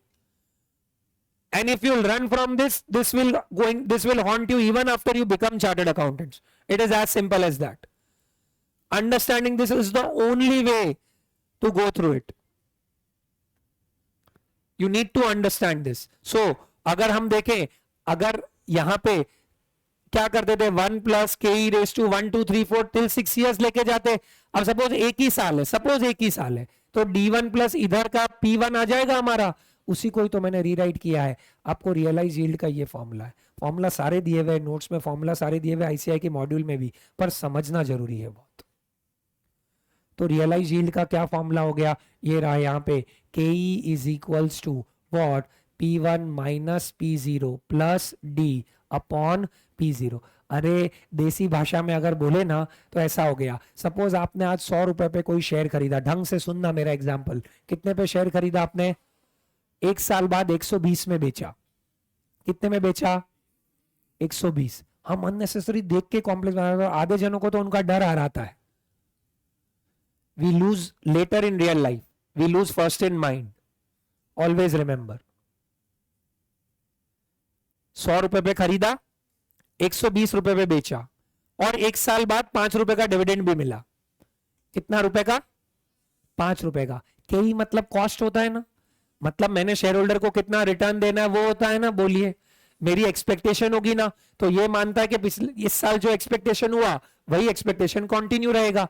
100 में खरीदी हुई चीज कितने में बेची? बोलो वापस, 120। 100 में खरीदी हुई चीज कितने में बेची? 120। तो कितने का फायदा हुआ मुझे बताइए? 20 रुपए का। और डिविडेंड कितना मिला? क्या वो भी मेरा फायदा है क्या? तो टोटल फायदा कितना हुआ? कितना रुपए इन्वेस्ट किया था? तो 25 रुपए का फायदा अपॉन 100 रुपए, तो कितना टका रिटर्न हो गया? ये इक्वेशन में डाल दो, वही बनेगा। P1 मतलब 125, sorry 120 minus P0 100। P1 minus P0 कितना हो गया? 20 प्लस डिविडेंड 5 कितना आ गया? 25 अपॉन 100, 25%। तो रिश्ता वही है, बस हम अननेसेसरी कॉम्प्लेक्स करें, और रटने का मेरा स्टाइल नहीं है, ना मैं रेकमेंड करूंगा। देखिए विल फाइंड पीपल। चलो बच्चों अब ये देखते हैं, इसका तो ये फॉर्मूला होता है, इसको लिखो। You are going to be chartered accountants, future consultants, we must be aware, इधर होना चाहिए, ऐसा मुझे लगता है। मैं हो सकता है गलत हूं, बट नंबर्स में तो ऐसा बनना चाहिए, मुझे ऐसा लग रहा है। बिकॉज फिर रट के तो क्या होगा ना, हर थोड़े टाइम बाद फिर चीजें डिफिकल्ट लगेगी आपको। अभी लग रहा है बहुत अच्छा लगेगा शॉर्ट रन में, फिर उठाएंगे वापस हालत खराब होगी। तो दिस इज रियलाइज यील्ड। ये 1 साल का रियलाइज यील्ड है। 5 साल का रियलाइज यील्ड क्या हो जाएगा आपका? 5 years रियलाइज यील्ड भी 5 साल का कैश फ्लो देंगे। 10 years रियलाइज यील्ड क्या होगा? 10 साल का कैश फ्लोज देंगे। तो कैश फ्लो वाला मेथड का तो क्या नाम है हमारा, बताइए? IRR। IRR। ये चारों मेथड समझ में आए आपको? बोलिए पहला कौन सा मेथड है बताओ? Dividend price approach. Dividend upon price, खत्म। कौन सी कंपनी इसके लिए ज्यादा लागू होता है? फिक्स्ड डिविडेंड दे रहे हैं। उसका बड़ा भाई कौन सा है? Constant growth model. कौन सी कंपनी इसके लिए जा रहा है? डिविडेंड दे रहे हैं बट वो क्या बढ़ेगा? एक कांस्टेंट ग्रोथ रेट से बढ़ेगा। उसका क्या फॉर्मूला हो जाएगा? D1 बाय P0, मतलब next year dividend upon current year price. 100 रुपए लगाऊंगा, 10 रुपए का डिविडेंड, 10% तो वो हो गया, और 5% से और ग्रो होगी कंपनी, तो कितना कही हो गया मेरा? 15%। और जिनके लिए डिविडेंड डिटर्मिनेबल नहीं है उनके लिए फिर मैं क्या जाऊंगा? EPS approach. तो उसमें भी 2 मॉडल हो गए, no growth, constant growth. No growth earnings model क्या हो जाएगा? KE is equals to E1 upon P0। और दूसरा क्या होगा? KE is equals to E1 by P0 plus G। Dividend price approach, growth model, earnings price approach, 3 खत्म हो गए। चौथा रियलाइज यील्ड। रियलाइज यील्ड अंदर से सुनते ही कौन सा नाम आना चाहिए? IRR। What is IRR? Internal rate of return. बहुत सारे सालों का कैश फ्लो लिख दो और पुटअप करो, और वही 1 साल का कैश फ्लो रख दोगे। तो अगर आप मॉड्यूल में देखोगे तो इन्होंने 1 साल वाला ही दिया है, इसलिए आपका फॉर्मूला है P1 minus P0 plus D upon P0 should be equal to K, which is nothing but 50 रुपए का शेयर खरीदा आज, 1 साल बाद 55 हो गया, कितना कमाया? 5, और 3 रुपए का डिविडेंड दिया, टोटल कितना कमाया? 8। कितने पे? 50 रुपए पे। तो 8 रुपए अपॉन 50 रुपए कितना? 16%। इक्विटी वालों की 16% की एक्सपेक्टेशन है। जहां पे हम प्राइस एक्सपेक्ट कर रहे हैं, वो एक्सपेक्टेशन किसके बेस पे होती है? Based on the work that the company is going to do. तो ये 4 मेथड हो गए। कौन से 4 method? Number 1 dividend price, number 2 earnings price, number 3 growth, Gordon's growth, number 4 realise yield. Spending time on understanding this is बहुत important. बाद में फिर आपका काम फटफट फटफट बनेगा, नहीं तो बाद में गाड़ी अटकेगी। And then you will have CAPM। What is CAPM? Capital asset pricing model. अब ये क्या बोलता है ये भी समझें, ठीक है? As per this RKE is equals to RF plus beta times RM minus RF। ये क्या है समझते हैं आराम से। इसमें एक नया टर्म इंट्रोड्यूस हुआ है, बीटा। वैसे इसके ऊपर एक पूरा चैप्टर है CA फाइनल में, ठीक है? It is that big a part, but inter level पे इसका इंट्रोडक्शन है, तो उसको इंट्रोडक्टरी लेवल पे समझाता हूं मैं। बीटा मतलब आपका शेयर का change historically with respect to change in the market, with respect to change in the market. जैसे मार्केट अगर 10% से बढ़ रहा है और आपका स्टॉक 20% से बढ़ रहा है तो उसका बीटा 2 हो गया, ठीक है, क्योंकि 2 गुना बढ़ रहा है। अच्छा, मार्केट अगर 10% से बढ़ रहा है और आपका शेयर 5% से बढ़ रहा है तो आपका बीटा कितना हो गया? 5। ये एकदम लेमन टर्म्स में बता रहा हूं, देसी भाषा। एग्जैक्टली तो इसके बहुत सारे फैक्टर्स और वेरिएबल्स वर्क करते हैं, बट वैसा होता है। तो सीएपीएम बोलता है देखो, अगर आपका स्टॉक मार्केट से ज्यादा तितर बितर हो रहा है, ज्यादा वॉलेटाइल है, मतलब ज्यादा रिस्क है कि कम रिस्क है? ज्यादा रिस्क है। तो सीएपीएम बोलता है जिसका ज्यादा रिस्क उससे ज्यादा एक्सपेक्टेशन, जिससे कम रिस्क उससे कम एक्सपेक्टेशन। फाइनेंस और लाइफ दोनों में सेम पार्ट है। सर इसका कोई एग्जांपल दो।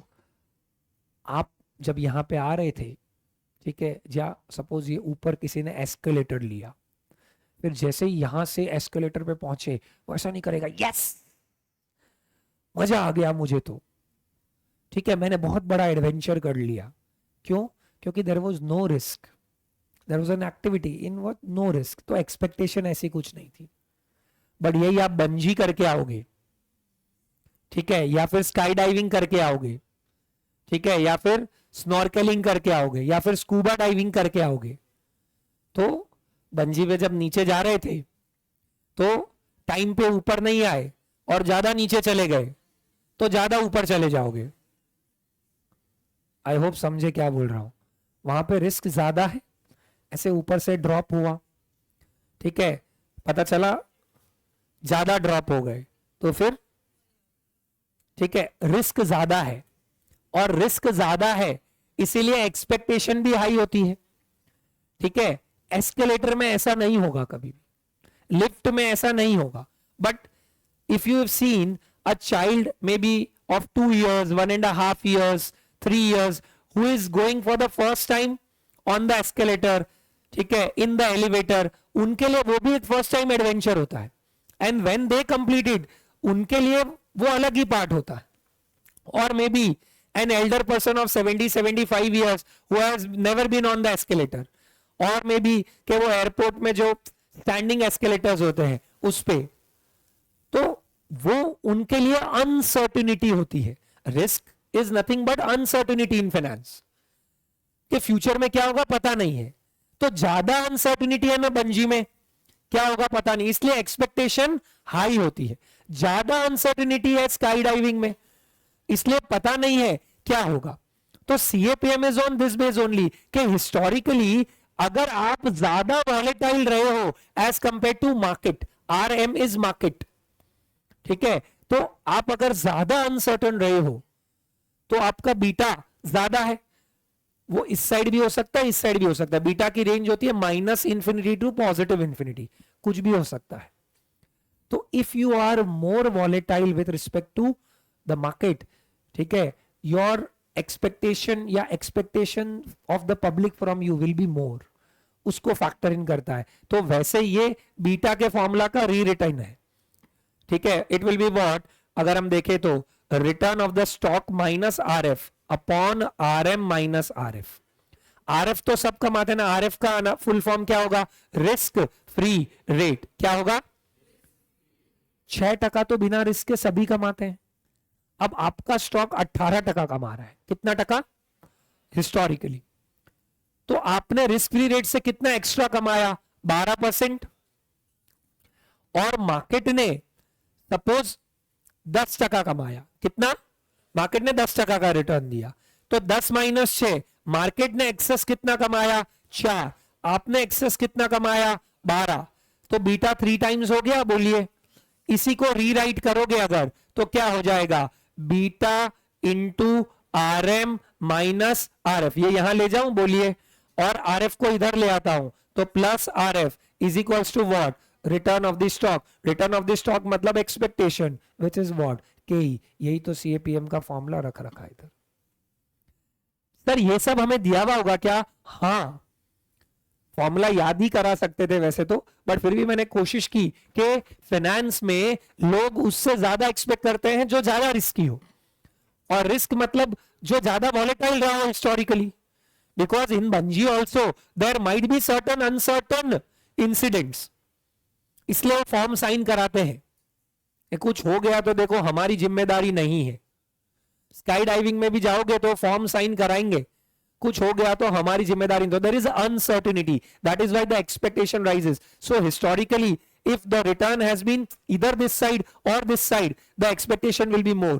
तो higher the beta, greater the expectation. उसी को ही reform करके ये formula लिखा है। So what is return of the stock or KE? KE is equals to what? RF तो सभी कमाते हैं, तो RF as it is रख दिया हमने, प्लस RM माइनस RF मतलब मार्केट का एक्सेस रिटर्न इनटू बीटा, मतलब आप कितना एक्सेस देते हो, 3 गुना, 2 गुना, 1 गुना, नेगेटिव भी हो सकता है, 0 हो सकता है, कुछ भी हो सकता है। जैसे फॉर एग्जाम्पल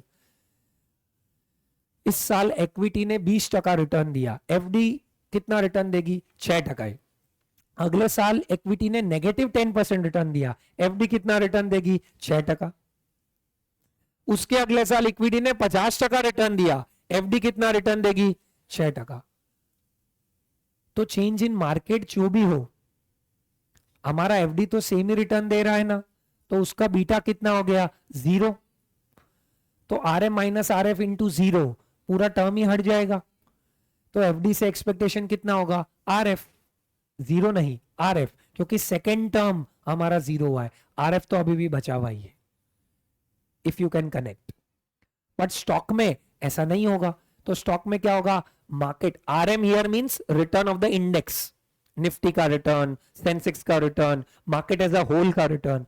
तो आरएम माइनस आरएफ मतलब मार्केट का एक्सेस रिटर्न, सपोज वो 10% रहा और बीटा 2 है, मतलब आप डबल वॉलेटाइल हो, तो आपसे 20% का एक्सपेक्टेशन होगा, प्लस आरएफ तो पूरा जहां कमा रहा है।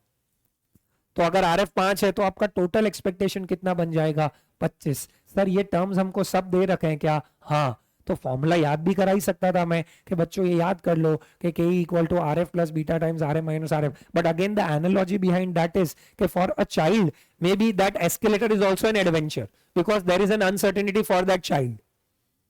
वंस दैट इज डन, वो पता है कि सेफ है, अब कुछ नहीं होता, तो फिर तो उसके लिए खेला हो जाता है। वो जानबूझ के जंप करेंगे, बैठ जाएंगे, उल्टा जाएंगे। इनफैक्ट उनके लिए क्या, कुछ कुछ तो यहां पे भी बैठे हैं, वैसे वो चल रहे हैं तो हम उल्टा जाने की कोशिश कर रहे हैं, ठीक है। सो वो है, बट वो पता है रिस्की नहीं है, बट वही चीज कुछ और रिस्की है, तो देयर इज अनसर्टेनिटी। तो मोर द अनसर्टेनिटी, ठीक है, uncertainty is volatility, because it can be this extreme also and that extreme also.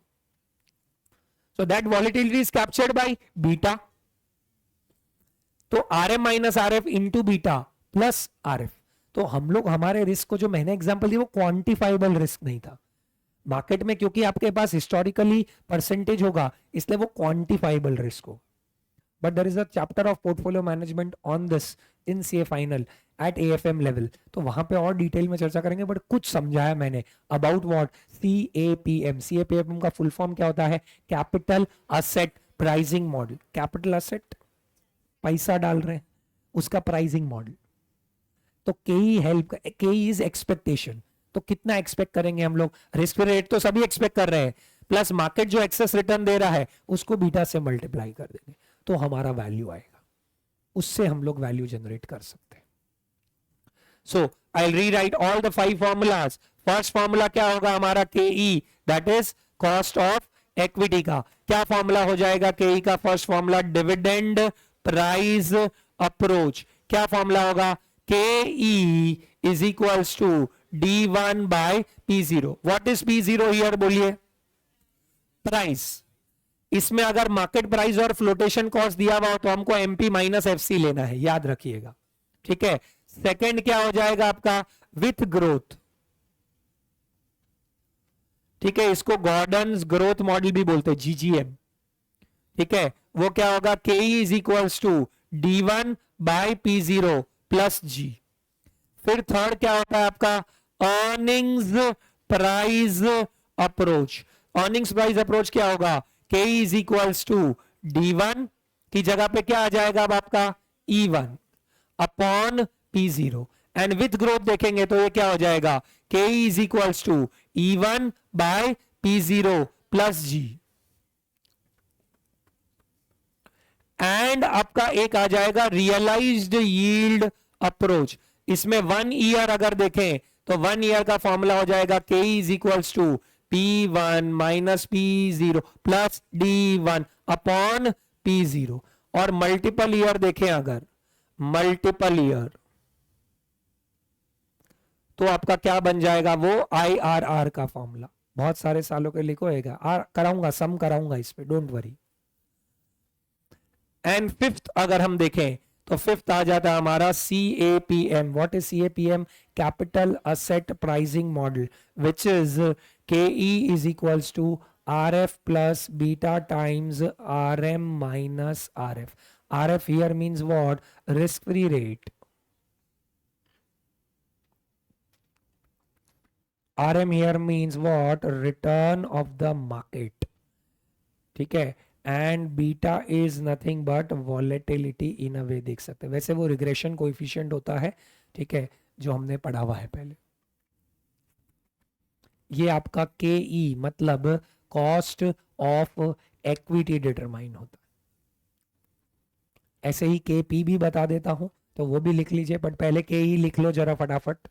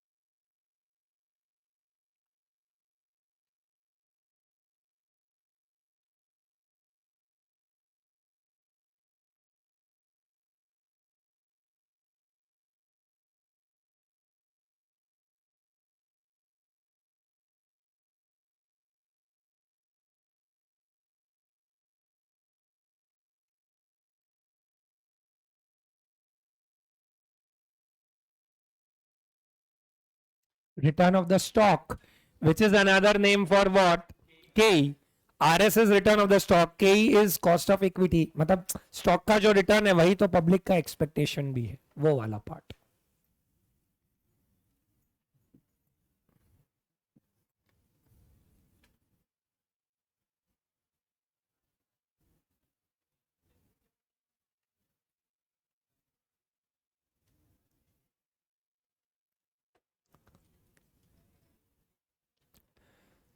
इसके नीचे हम प्रेफरेंस का भी डिटेलिंग लिख देते हैं। प्रेफरेंस शेयर्स का क्या डिटेलिंग लिखेंगे वो समझते हैं, ठीक है। प्रेफरेंस शेयर्स में हमारी कहानी आएगी, एक कौन सा आएगा? इररिडीमेबल। क्या फॉर्मूला हो जाएगा उसका? K P is equals to dividend upon NP. और एक क्या हो जाएगा? रिडीमेबल। रिडीमेबल में दो आ जाएंगे, एक शॉर्टकट और एक IRR। शॉर्टकट में के पी क्या हो जाएगा हमारा? D plus RV minus NP divided by number of years upon RV plus NP by 2। और IRR में क्या बन जाएगा? सारे डिविडेंड रखेंगे हम लोग, सामने इश्यू प्राइस रख देंगे या मार्केट प्राइस रख देंगे, और एक ऐसी रेट जो इसको इक्वेट कर दे, वो वैल्यू आएगा। CAPM को समझना है तो इसका डेरिवेशन बीटा पे बेस्ड है, वो भी लिख दे रहा हूं। Beta is equals to what? KE minus KE is return of the stock minus RF। तो स्टॉक ने कितना एक्सेस रिटर्न दिया as compare to risk free rate, upon market ने कितना एक्सेस रिटर्न दिया as compare to risk free rate. तो market ने जो एक्सेस रिटर्न दिया और स्टॉक ने उससे 3 गुना एक्सेस रिटर्न दिया, तो बीटा 3 हो गया। इसी को रीराइट कर दिया तो हमारा आ जाएगा, बस वो लोग KE की जगह RS लिखते हैं, but RS is return of the stock, KE is expectation. तो we are talking about the variable base remain same. तो वहां से वो जाके क्रिएट हुआ है हमारा। That's how it is being created. और ये सुनने में सोचने में इतना बेसिस है, फॉर्मूला रट्टा करा के अभी सम देखेंगे तो लगेगा अरे इतना सिंपल है, क्योंकि आपको नॉर्मली वैल्यूज दी हुई होगी और सीधा फटफट फटफट पुटअप करना है। ठीक है, we can also take it from the given information. जैसे देखो ये क्वेश्चन नंबर 9,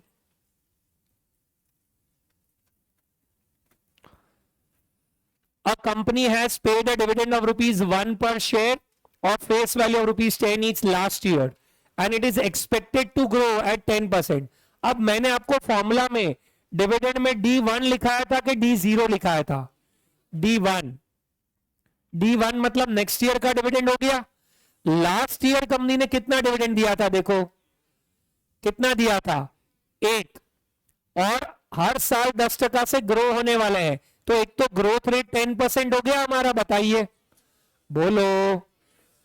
अब मेरा फॉर्मूला क्या होता है, K is equals to D1 by P0 plus G, ऐसा होता है हमारा फॉर्मूला, बोलिए। जी तो मुझे 0.10 मिल गया, बताइए। P0 भी मुझे 55 रुपए मिल गया, बताइए। D1 मुझे ढूंढना पड़ेगा, क्योंकि ये जो डिविडेंड है ये D0 है, तो D0 से D1 पे कैसे पहुंचूंगा? 10% ऐड कर दो, क्योंकि हर साल कंपनी 10% से ग्रो होगी तो डिविडेंड भी 10% बढ़ेगा। तो देखो अभी करंट डिविडेंड मतलब D0 का डिविडेंड कितना है? 1 रुपए, तो आने वाले साल का डिविडेंड कितना होगा? 1.1। कोई बता सकता है 1.1 कैसे लिया? 1 रुपए प्लस 10%। अगर वर्ड होता क्वेश्चन में एक्सपेक्टेड डिविडेंड इज 1, तो सीधा 1/55 ही ले लेता, पर हमें बोला हुआ है करंट डिविडेंड इज 1, तो हमें एक्सपेक्टेड डिविडेंड के लिए पहले ग्रोथ रेट ऐड करनी पड़ेगी। तो कोई बोलते हैं, मुझे क्वेश्चन पूछते हैं, सर इसका मतलब 2 बार ग्रोथ ऐड करें? अरे ये जी तो हर साल के लिए है ही, पर ये ग्रोथ तो मैंने इसलिए ऐड किया क्योंकि D0 को D1 पे लाना जरूरी है। तो क्या फॉर्मूला हो जाएगा? 1.1 डिवाइडेड बाय 55 प्लस 0.1 करो। 1.1 बाय 55 कितना होगा? 0.02 प्लस 0.10 कितना आ जाएगा? 12%। 12% will be our cost of equity. समझिए, D0 मतलब अभी डिविडेंड जो दिया, अभी खत्म हुआ जो जस्ट, तो P0 हमेशा डिविडेंड के बाद होता है, पर आने वाले साल में डिविडेंड होने वाला वो 10% से बढ़ेगा, तो 1 रुपए की जगह मुझे क्या लेना चाहिए? 1 रुपए 10%, 1 रुपए 10 पैसा। अगर 12% ग्रोथ रेट होती तो क्या लेता? 1 रुपए 12 पैसा। 20% ग्रोथ होती तो क्या लेता? 1 रुपए 20 पैसा अपॉन 55 प्लस 0.20, क्योंकि 20% से ग्रो हो रहे। तो कॉस्ट ऑफ इक्विटी तो सबसे सिंपल है, डायरेक्ट वैल्यूज दी हुई होगी आपको, इतना सोचना ही नहीं है, सीधी वैल्यूज पुट अप कर देनी है। जैसे सपोज आपको ये दिया हुआ है 12th वाला, calculate the cost of equity of X limited whose risk free rate, RF हो गया रिस्क फ्री रेट, कितना दे रखा है risk free rate? 10%। Beta of the firm कितना दे रखा है? 1.75। And return on the market portfolio RM कितना दे रखा है? 15%। देख के बताओ कौन सा लगेगा? क्या डिविडेंड प्राइस अप्रोच लगेगा, हाँ या ना? डिविडेंड प्राइस अप्रोच लगेगा क्या? डिविडेंड के दूर दूर तक कोई इंफॉर्मेशन नहीं है। क्या अर्निंग्स प्राइस अप्रोच लगेगा? गवर्नेंस ग्रोथ लगेगा? रियलाइज यील्ड लगेगा? किसका डेटा है ये? CAPM। क्या करेंगे हम लोग? RF plus beta times RM minus RF। RF कितना है हमारा? 10%। बीटा कितना है? 1.75। 15 माइनस 10 कितना होगा?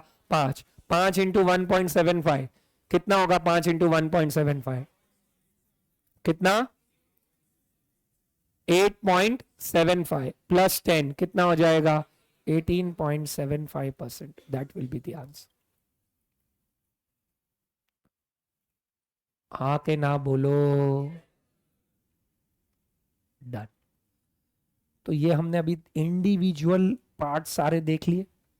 अब क्या आएगा? सबका इकट्ठा आएगा एक बड़ा क्वेश्चन, जिसमें डिविडेंड भी होंगे, डिविडेंड प्राइस अप्रोच लग सकता है, केपी लग सकता है, केडी लग सकता है, वो ढूंढेंगे, सबका वेटेज रखेंगे, मल्टीप्लाई करेंगे, तो हमारा नेक्स्ट पार्ट आ जाएगा क्या? Weighted average cost of capital. तो 100 रुपए अगर हमने यूज किया है तो हम लोगों को कितना खर्चा लगेगा वो आएगा।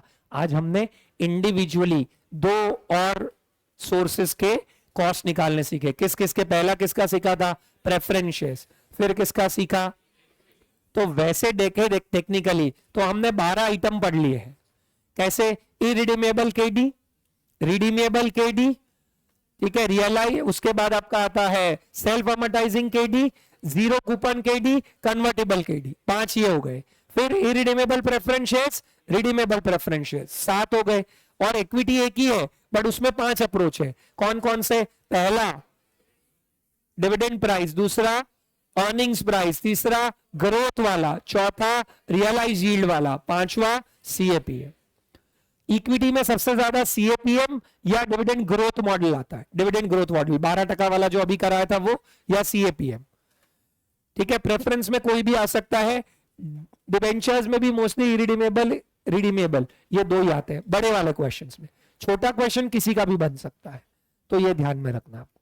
ये 12 के 12 आइटम क्लियर है क्या? बताइए जरा, ठीक है। नेक्स्ट क्लास में हम फुल फ्लेज क्वेश्चंस करेंगे। फुल फ्लेज क्वेश्चंस मतलब पूरी कहानी दी हुई है आपको, अलग अलग सबका कॉस्ट निकालेंगे, सबका वेट्स निकालेंगे, फिर मल्टीप्लाई करके एक रेट देंगे। सपोज वो 12% आ रहा है तो बताएंगे कि 100 रुपए यूज करने का 12% खर्चा लगता है। That is the concept behind the whole chapter. ठीक है, रुक जाएंगे यहाँ पे। Thank you.